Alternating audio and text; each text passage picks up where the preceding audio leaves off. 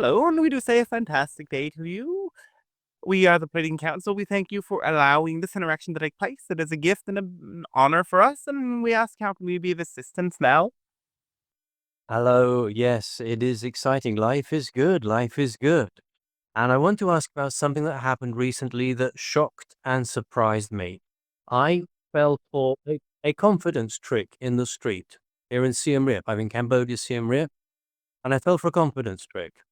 And one thing that I felt that I wanted to contact you about was because I'm generally feeling very, very good. I'm feeling very high, and I'm perhaps too trusting of people because it's like, it's like I'm flying on a kite and I'm high, and then somebody wants to do a confidence trick and I lose some money. So what comment have you got about that aspect of it, that I'm just feeling high and I get taken in? Well, in that high state, there is an exuberant optimism that can take hold, and you see the good in everything and everyone. And in this way, you can tend to trust people a bit more than they deserve. So it's also important to be aware while still feeling in that high frequency energy, in that excitement. Be aware that there might be others who can take advantage of that. So this isn't to diminish your level of connection with them, but it is to test those new connections. There are many connections that you have that you've already developed trust for, and that trust is good and well. Though sometimes you might meet new people who reflect that energy to you that you're already putting out, and they take advantage of that state. So when you meet new people, be sure to get to know them a bit or even put them through some tests to see if they are completely trustworthy. Exactly. Yeah. The thing is, I mean, partly, I got to Cambodia. I'm quite jet lagged, and fairly early on my list was to see a skin doctor because I still have some patches on my skin. And in Italy, it's going to be quite a painful procedure that I've booked for September. I wanted a second opinion to see if maybe they could do something here, laser treatment or something. I'd had bad news. They said, go back to Italy and do the painful procedure. And then I'm walking in the street, it's nighttime in Siem Reap, and somebody comes up to me and says, "Oh, that skin problem you've got, I had it and I solved it." And they start talking to me for 30 minutes, gradually getting my trust. And then they lure me. There happens to be a shop that has the miracle cure, and it's, I think, all bullshit. And I end up paying money and then saying, "Hey, let me out of this. This is crazy." And did they give you any of the money back or what happened? Oh, no, no. Well, I mean, looking at it one perspective, it's like a theatrical performance for one person with quite an expensive ticket. I mean, it was a splendid and well orchestrated con. They have a shop front. I have informed the police here, but Cambodian police have other matters on their mind right now, so I'm not sure if that's going to happen. Well, be aware of these sorts of miracle cures. And also, when you connect with people in this way, also make sure that you research a little bit about these sorts of new ideas because many of these ideas you'll that truly work, you will probably already have heard of. It might ring a bell, so to speak. But if it doesn't, then take a moment to really question, how do I know this is real? Though frame this in a positive way, these experiences are there to help you develop that level of discernment. Before, when you are not so open, you wouldn't have needed to tune into this discernment because your eyes weren't open to see everything. And now that your eyes are open to see and take in all of this information, you have to learn how to sort through things. And you can only sort through by having these trial and error experiences where you make some mistakes. And sometimes having a little loss is the best way to learn a lesson so that you don't make that same mistake again. Yes, exactly. Fairly quickly, I looked for a positive side of this. because it's no good spiraling into self-blame or even blaming the other. I mean, give them credit. They're trying to make money in a difficult world, and the creative solution was quite spectacular. I still feel, when we become a little bit spiritually aware, um, we might get too trusting, and it's something that we need to watch out for specifically. Yes, because you are developing this attitude of openness, of excitement, of passion, of trust in the universe. And a mistake that's commonly made in this process is to extend that trust to all beings within the universe. Though there are many different trickster energies in this universe, there's even a trickster inside of every being. Some characters in the film of life play that trickster role more than others. The trickster is there to trick you, though that trick is also a lesson and a liberation. And if you use it in such a way, it allows you to develop wisdom and be careful in your folly. It's all right to be in the unknown because, after all, you can never know anything. And that's everything, right? And it's important to entertain that spirit of joy within the unknown. Though also, when you meet these new characters, learn how to identify this trickster archetype. And some things about the trickster is that they are whimsical, they are often very enthusiastic, they are incredibly friendly, though they are also somehow hiding something. If you really tune in and tune into a deeper, more present state, you will notice that the trickster is moving very quickly so as to distract you from something that they are hiding and keep you engaged. And once you can spot this trickster in another person, you can actually play along with them and trick them in return to, just in the same way, liberate them. So it's helpful in a way to connect with this trickster energy in yourself. Where have you caught yourself deceiving yourself in the past?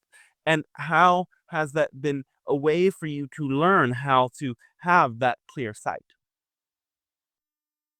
Yeah, that's exactly what that was gonna be my next question. What is it in me that has brought about the coincidence of this confidence trick experience? There must be something in me that's getting reflected back to me. Can you speak a little bit more on this? It's a universal thing, after all. So we wouldn't, in that sense, blame you or encourage you to blame yourself. There were many different factors. And again, the first of all is actually that positive level of openness and excitement that you were in your flow in that moment. Though the other aspect of this is the need for a solution. There was a part of you that felt a lack of the thing that you wanted. You wanted an alternate route, and you wanted it so badly that you kept imagining it and imagining it, when actually the best route that you were being directed to was not what you preferred, but what you needed. And so, in this stubbornness, once somebody presented, here's an alternate route, here's the thing that you're wanting so badly, that excitement got over exaggerated. And that's when the blinders started to go on. So it's the excitement mixed with the deep level of wanting. We wouldn't call this a desperate level of wanting, but the people who get manipulated the most are at that level of complete desperation. And they fall for the same game again and again because their desperation is so profound. And the other aspect of this, which is also a positive thing, is the open heartedness. With this excitement and the enthusiasm, it brings a level of open heartedness where you come to trust others more. And in general, this benefits you. But there is that caveat that you have to watch out for these energies in others. Just as much there is in this particular trickster and in many tricksters a level of desperation. It's only because they are desperate that they start playing these games and deceiving others. So there is some way that this frequency matches. The sort of desperate need for an alternate solution meets the desperate need to get money in deceptive ways. And that collision of similar vibrations allows for these sorts of interactions and transactions to take place. Are you able to actually go to that moment in my timeline and see any of the details? Well, as we've said, yes, you were really wanting that alternate solution, and you were a little bit flustered that what you were hoping hadn't worked out, but you were still hoping for it. And in that way, you pulled in that specific moment, what you were looking for, but what you were looking for wasn't necessarily true. Now that's exactly what I'm getting at. That I had a heightened sense of wanting a solution, even though I'd had a second opinion, and the doctor said, no, no, no. And in that, I kind of created a false situation. Yes? Yes. And this is why we say that following your passion, your excitement, in many senses feels like following the path of least resistance. It's having the least degree of resistance to the flow of things. It's accepting that sometimes what you need isn't exactly what you want, but it's very clear.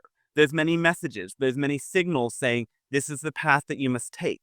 But if you resist it and insist, I am going to create a different path, especially when you're in these heightened states of activation, you can manifest an alternative path that is deceptive.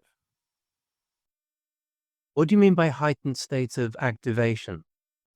Well, you're in the flow. You're following your passion. Every day is filled with things that bring you joy, that bring you connection, that bring you love.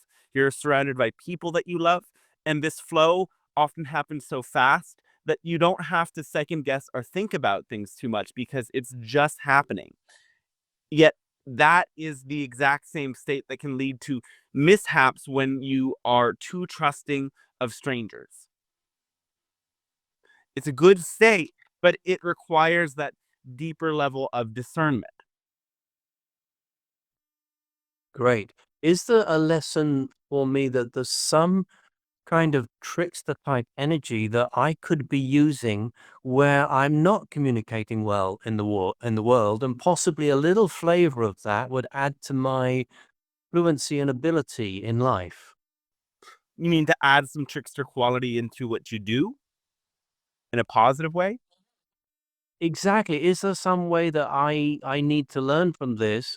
And perhaps in some areas where I'm not doing well, I can add a little spoonful of that and I will improve how I'm living my life. Well, in one sense, you could say that the trickster has absolute conviction in their own story, even if their story isn't completely true. And so you can tap into this aspect of the trickster energy when you find yourself riddled with any degree of self doubt. If, for example, some of the past stories of how social interactions used to be ever get activated again, you can use the trickster energy to convince yourself that none of that is real. And by allowing yourself to suspend your belief in the past stories, you create a new story of confidence, of openness, of the same sort of trustworthy energy that the trickster likes to present. Not in a way to trick others, but to trick yourself out of falling for the old lies. Yes, that's what I was wondering, something like that. The other thing is, I'm performing music. I've got some new gigs lined up, and I'm wondering, sometimes as a musician, we lose our confidence, we sabotage ourselves, and I'm at open mics where I see people who are beginners doing that all the time. They just don't carry the confidence, and they can perform well at home, but then they get to the performance and it falls to pieces. And I'm feeling a little spoonful of this kind of confidence energy is needed. Absolutely. So it's important to hype yourself up And the trickster energy absolutely hypes itself up. It is the same as a sort of method actor that gets so deeply involved in the character that they're playing that they forget who they are. And this can be helpful to do sometimes, to imagine that your stage persona is a larger than life version of you, is sort of like another entity that you channel. And by constructing this entity and this character in your mind, you can allow yourself to go into a supercharged state and become the character when you perform, knowing that the character is, yes, within you, but is a slightly different version of you. And as you do this, you will start to see that every time that you imagine or tell yourself a story about yourself, you're channeling a new version of yourself. Again, you're never in the same universe, and you're also never the same character that you were before, due to all of these slight changes in your vibration and changes in your beliefs and stories. So you can use this ability to become new versions of yourself and channel new versions of yourself again and again. Okay, well, that's great. Have you any final comments? Discernment has many different qualities to it.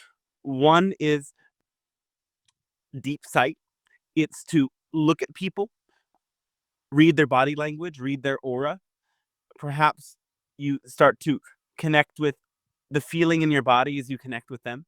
Imagine yourself in their body, in their position, just for a moment. What would it feel like to be in that body? What would it feel like to be looking through their eyes back at you? And this can give you a way of really connecting with what might be going on subconscious levels within them. Discernment is also connecting the character of this person to people from your past. Who does it feel like you are with? Because that can help you connect with whether or not this person is really trustworthy. Of course, sometimes you might project, and that's why it's also important to slow down. Discernment happens easier when you're in a balanced state, when you notice that your breathing is happening deeply and slowly. Discernment is not present in states of overactivation, you could say, when your breath is shallow, when your heart is beating quickly, when everything around you seems as if it's happening too fast. So, before making decisions, it's necessary to come out of that state and create some space and pause. Should you ever find yourself in a similar situation again, before making a decision or giving anybody money, take some time to go to a quiet place and breathe, and return when you find yourself in balance. Maybe even sleep on it. Discernment is also aided by activities like journaling or speaking aloud to yourself. Even narrating your own thoughts aloud often acts as a reflection for you to really get clearer with what is happening. There's many other facets to this that grow over time. And yes, it's all important part of the process. So just as much as you need to have that open, heart connected state, it's important to also be clear in your mind in this way. And discernment is very different than judgment. You can be questioning others without feeling disconnected from them. And that's where discernment steps into the role of questioning. Sometimes you might find ways to put others to the test. And the test should feel a little bit awkward, because it's when things get awkward or uncomfortable that people's true character comes out. If you find them slipping under the awkwardness, you might know that this isn't the right person to trust. Be okay making it a little bit weird, because that's when you'll really know if the others can truly be exactly who they say they are. That's great. Well, thanks very much. We're complete for today. And our great thanks and our unconditional love to you as well.